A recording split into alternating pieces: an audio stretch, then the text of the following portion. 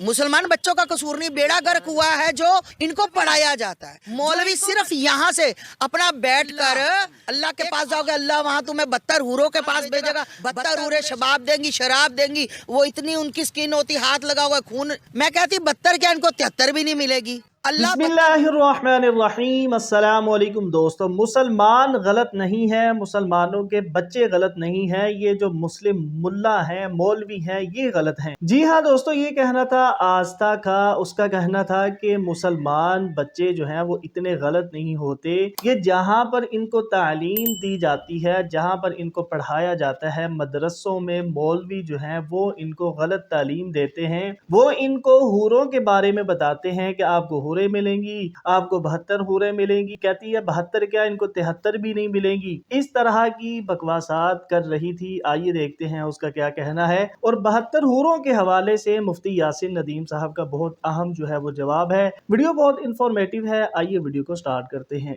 मुस्लिम भाई वो भाईचारे की बात करते, आपके साथ कोई भाईचारा नहीं। मुसलमान बच्चों का कसूर नहीं, बेड़ा गर्क हुआ है जो इनको पढ़ाया जाता है, जो इनको मदरसों में पढ़ाया जाता है, जो शिक्षा दी जाती, जो इनके मौलवी सिर्फ यहाँ से अपना बैठकर एक आवाज देते हैं कि अरे तुम वहां जाकर पत्थर चलाओगे तो तुम अल्लाह के पास जाओगे, अल्लाह वहां तुम्हें 72 हूरों के पास भेजेगा, 72 हूरें शबाब देंगी, शराब देंगी, वो इतनी उनकी स्किन होती, हाथ लगाओगे खून, मतलब ऐसी बातें मैंने सुनी हुई हैं।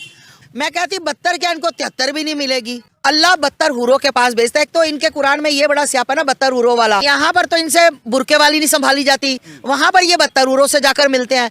कि जो मुस्लिम पुरुष जितने भी नेक अमल करते, चाहे रोजा हो, हज हो, जकात हो, नमाज हो, उसके पीछे उनकी एक ही तमन्ना रहती है 72 हॉर्स पाने की, बट 72 वर्जिन, 72 हूरों वाला।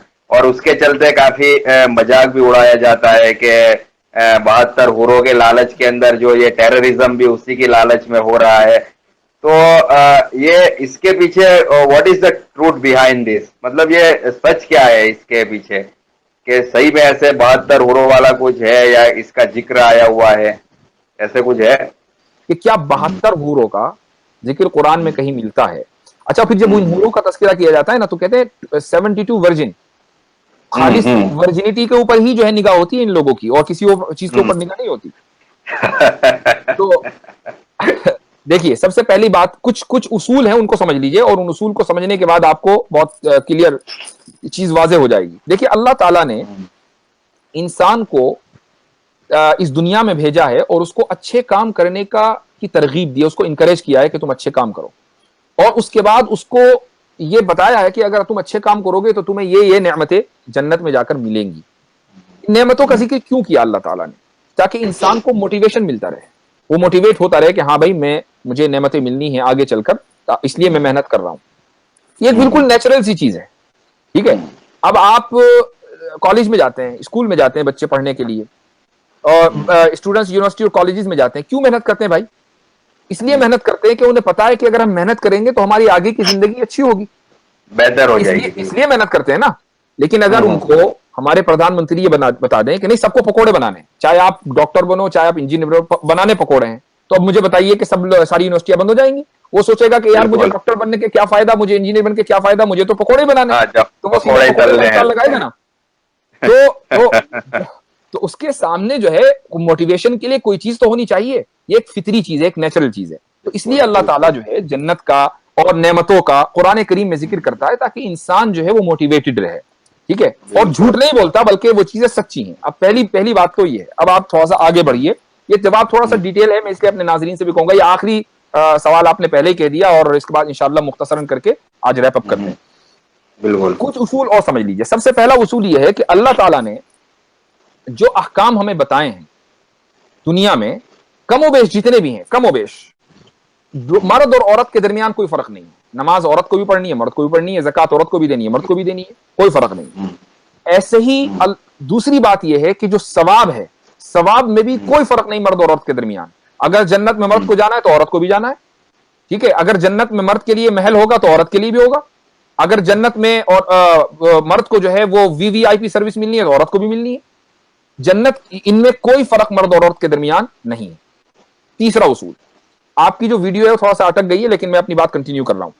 تیسرا جو اصول ہے وہ یہ ہے کہ اللہ تعالیٰ نے جنتیوں کے لیے جتنی بھی نعمتیں دی ہیں وہ ساری قرآن میں ذکر نہیں کی. جتنی بھی نعمتیں اللہ تعالیٰ نے جنتیوں کے لیے رکھی ہوئی ہیں وہ ساری قرآن میں موجود نہیں ہیں, کچھ موجود ہیں. مقصود بھائی آپ مجھے سن پا رہے ہیں؟ جی جی سن پا رہا ہوں, میری آواز آ رہی ہے آپ کو؟ جی ہاں. تو کچھ نعمتیں ذکر ہیں, کچھ نعمتیں ذکر کی ہیں, کچھ نعمتیں اللہ تعالیٰ نے ذکر نہیں کی. ٹھیک ہے, ایسی نعمتیں ہیں جن کا تصور انسان نہیں کر سکتا. اور آگے چلیے, اللہ تعالیٰ نے جنت کا یہ اصول بیان کیا ہے کہ انسان جو چاہے گا اس کو ملے گا. ایسا ہو نہیں سکتا کہ وہ کچھ چاہے اور اس کو نہ ملے, جو چاہے گا اس کو ملے گا.